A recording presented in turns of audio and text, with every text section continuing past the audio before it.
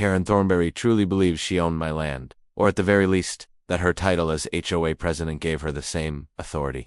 From the moment she took over leadership of Oak Ridge Estates, she carried herself like someone accustomed to unquestioned control, which rules were no longer guidelines but weapons, and she wielded them with obsessive precision.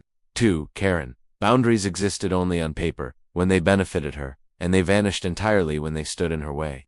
Unfortunately, for her, my land had a history far older and far more solid than her clipboard. My family's property was never part of Oak Ridge Estates. The pond, the surrounding acres, and the quiet space my neighbors had enjoyed for years were privately owned and documented long before the HOA ever existed. But Karen operated on assumption rather than fact. She believed that if something sat near the neighborhood, it must belong to the neighborhood. Her confidence came not from law or ownership, but from the simple truth that no one had ever challenged her before. That false sense of invincibility shaped every decision she made. Her first intrusion was subtle, almost theatrical. She appeared at the pond with laminated bylaws and an air of triumph, declaring fishing permits, registration requirements, and violations that existed only in her imagination. When I calmly told her she was standing on private property, she dismissed it with a smirk and insisted that HOA authority overruled individual ownership. That single sentence revealed everything. Karen did not see herself as an administrator. She saw herself as a ruler. From that day forward, her behavior escalated. She returned repeatedly, photographing my property, issuing warnings, and threatening legal action. Each visit was more aggressive than the last.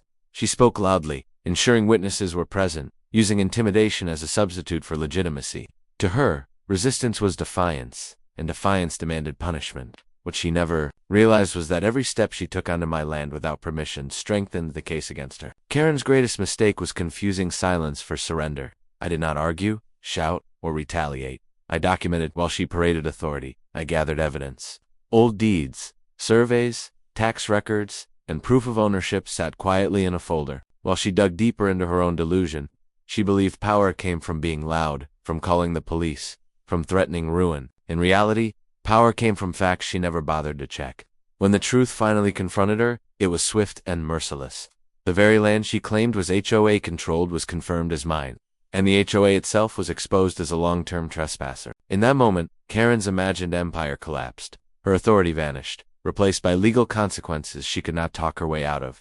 Karen Thornberry thought she owned my land because she believed position equaled power. What she learned, painfully and publicly, was that ownership is defined by law, history, and truth.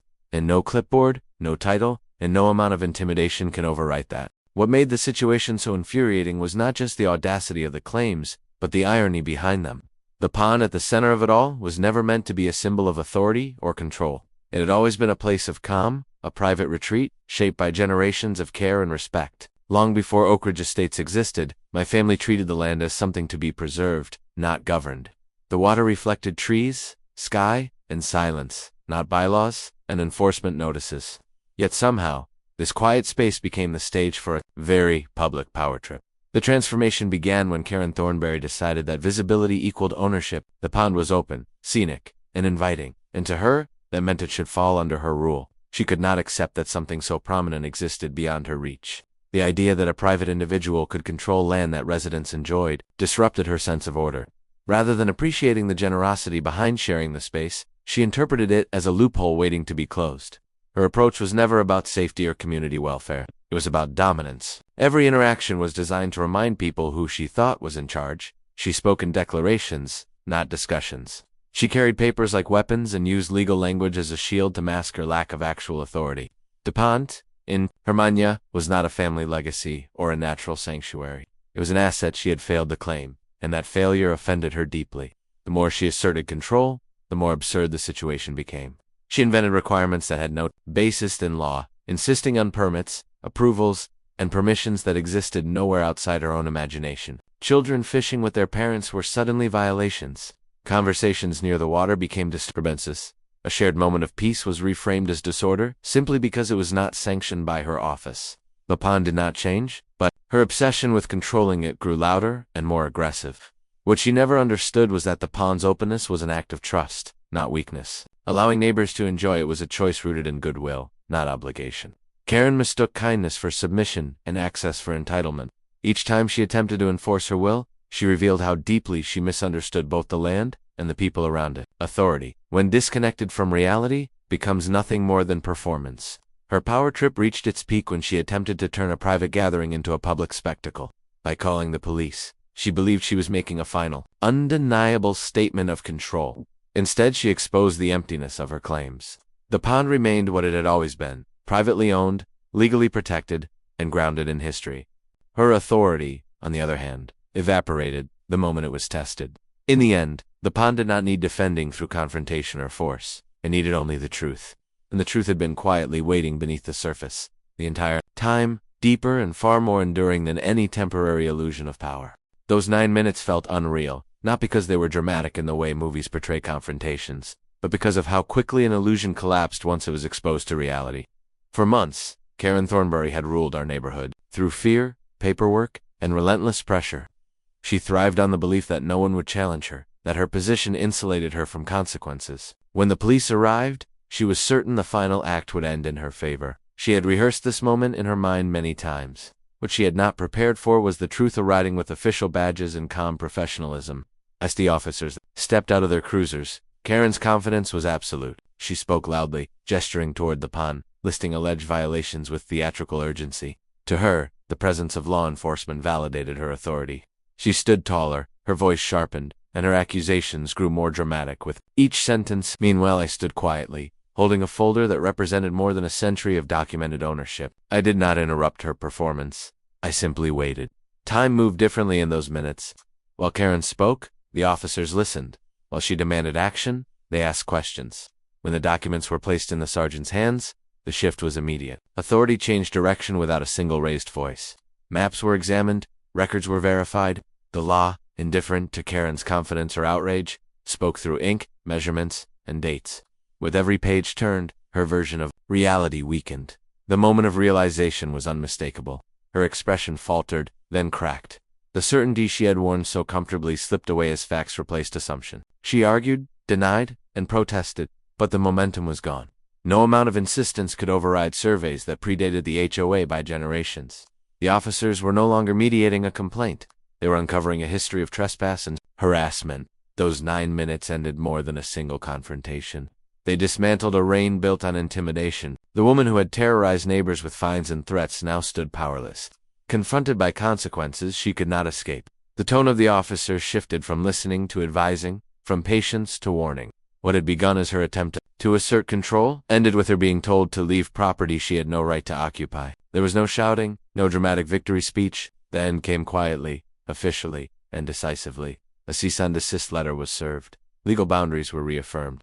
The fear that had followed her through the neighborhood evaporated as quickly as it had formed. People who had once avoided her gaze now watched in silence as her authority dissolved in real time. 9 minutes was all it took because power based on intimidation is fragile. It survives only until it meets resistance. Grounded in truth. In those brief moments, Karen learned what she had refused to accept for months. Titles do not create ownership, volume does not create legitimacy, and control built on falsehoods cannot withstand the law. The tyrant did not fall with drama or chaos. She fell because the truth finally arrived, and it needed only 9 minutes to finish the job. The turning point arrived the moment the police opened the folder I had meticulously prepared. For weeks, I had collected every document that traced the history of my property, from the original purchase in 1892 to the latest tax assessments and surveys. I knew that Karen Thornberry's confidence rested on assumption and the belief that she could bully anyone into submission. She had made a career of enforcing imagined rules, citing violations that had no basis in law. But when the officers began reading the deeds, the foundation of her authority crumbled almost instantly. Sergeant Wallace, the first officer to approach, examined the documents with a calm professionalism that immediately shifted the dynamic. While Karen was still spouting accusations, waving her phone, and insisting that the HOA held authority over the pond and surrounding acreage, the officer's attention was on the facts. Legal deeds, surveys, and tax records do not bend to rhetoric or intimidation. They are objective, unassailable evidence of ownership. Each page the sergeant turned revealed not only my rightful claim to the land, but also the HOA's encroachment on my property. The impact on Karen was visible immediately. She had assumed that law enforcement would automatically validate her complaints, that her complaints would intimidate me and vindicate her imagined dominion. Instead, the officers were methodical, cross-referencing surveys, confirming boundary lines, and noting historical records. The balance of authority, so heavily tilted in her favor for months, reversed in an instant. Her voice, which had carried so confidently, began to falter. Her gestures, once commanding, became frantic and uncertain. Watching the police read the deeds was like witnessing an inevitable reckoning. Each annotation, each historical record, systematically dismantled her arguments. Officers Bennett and Wallace quietly discussed the evidence among themselves, confirming that my property was private and that the HOA had no claim. The power she wielded through intimidation had no standing against documented legal ownership. It was not a matter of opinion, or influence, or persuasive speech. It was law. Karen's attempts to argue were futile. The officers listened politely, but every point she made was undercut by the unambiguous facts before them. The distinction between assumption and reality had never been clearer. Authority had shifted from a woman who thrived on fear to officers who followed documentation and procedure. Her threats, complaints, and false claims had no weight when weighed against deeds that had existed for over a century. In that moment, the police were not merely witnesses, they were agents of clarity, translating paper into action. By the time the cease-and-desist letter was read and Karen was instructed to leave the property, the dynamic of the entire neighborhood had changed. Her reign, built on intimidation and misplaced authority, had ended. The act of the police reading the deeds was not just procedural, it was symbolic. It was the moment when truth asserted itself over presumption, when law prevailed over ego, and when private ownership triumphed over a public power trip. Karen had underestimated the power of evidence, and that miscalculation proved decisive. Karen Thornberry's transformation from neighborhood bully to facing criminal charges was as swift as it was inevitable, though she never saw it coming. For months, she had operated under the belief that her position as HOA president granted her unchecked authority. She believed she could dictate rules, enforce arbitrary fines, and invade private property without consequence. Her confidence was rooted in intimidation, not legality, and it allowed her to dominate a community that had grown wary of her constant policing of trivial matters. Her small stature and sharp tongue masked the fear she instilled, but beneath it all, she was vulnerable the moment her assumptions were tested. The events that led to her downfall were simple but methodical. When the police confirmed the ownership of my land and recognized the HOA's encroachment, her authority crumbled in front of everyone. The cease-and-desist letter formalized what she had ignored for months. Her claims were invalid, her threats unfounded, and her harassment illegal. The officers calmly explained that any continued attempts at trespassing or intimidation could result in criminal liability. For someone who had spent so long thriving on intimidation, this was an unfamiliar and humiliating position. It did not stop there. Karen's professional life began to unravel in ways she had not anticipated. Unknown to her, someone had compiled a detailed record of her repeated trespassing, threats, and misuse of authority and sent it to her employer, a regional bank. The video evidence and supporting documentation exposed behavior wholly inappropriate for a compliance officer tasked with ensuring adherence to rules and regulations. The bank acted quickly, suspending her on administrative leave while they conducted an internal investigation. Suddenly, the persona she maintained within the neighborhood had real-world consequences, affecting her career and reputation. Meanwhile, the county sheriff's office reviewed the false police reports she had filed during her attempts to assert control. Submitting such reports is considered a misdemeanor, and she was formally charged with misuse of emergency services. The fine associated with this offense could reach up to $5,000 for someone who had spent months wielding authority over others. This legal accountability was a dramatic reversal. From issuing citations and threatening neighbors with imagined consequences, she had become the one facing official scrutiny and penalties. The transformation was striking not just legally but psychologically. The bravado, the shrill declarations, the threats of financial ruin, all of it evaporated when confronted with consequences that could not be bullied, argued, or ignored. Witnesses described her demeanor as one of total defeat, a stark contrast to the aggressive confidence she had once displayed.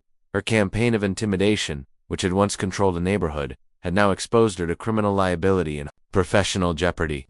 In the end, Karen Thornberry's story illustrates a fundamental truth. Authority is not granted by position alone, and intimidation cannot substitute for legality and ethics. Her journey from neighborhood bully to facing criminal charges demonstrates the fragility of power based solely on fear. It also serves as a cautionary tale about the consequences of abusing perceived authority.